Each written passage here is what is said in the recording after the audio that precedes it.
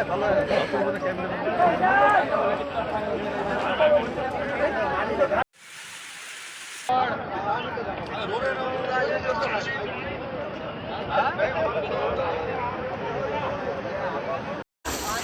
दिनांक 16ला नागपुरी या परिसरामध्ये मूर्तिजापूर तालुक्याचे दर्यापूर तालुक्याच्या मधात जवळपास दोन्ही साईडनं 300 ते 400 वाहन दोन्ही साईडनं उभे आहे.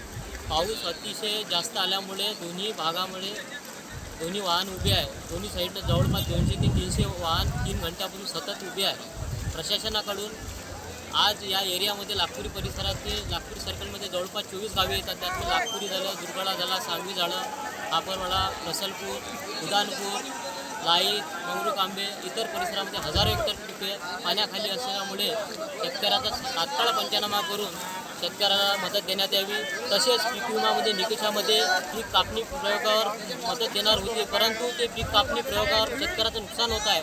ती अट रद्द करून शेतकऱ्याला निकष न लावता तात्काळ सरसकट मदत देण्यात यावी. आज रोजी शेतकऱ्याची परिस्थिती द्विधा मनस्थितीत असल्यामुळे शेतकरी हा खूप हवालदिल झालेला आहे. प्रशासनाने शेतकऱ्यावर कुठलेही नियम न लादता सरसकट या शेतकऱ्याला पीक नुकसान भरपाई देण्यात यावी. आजची परिस्थिती पाहता नागपुरी परिसरामध्ये अनेक गावामध्ये संपर्क सुटला आहे.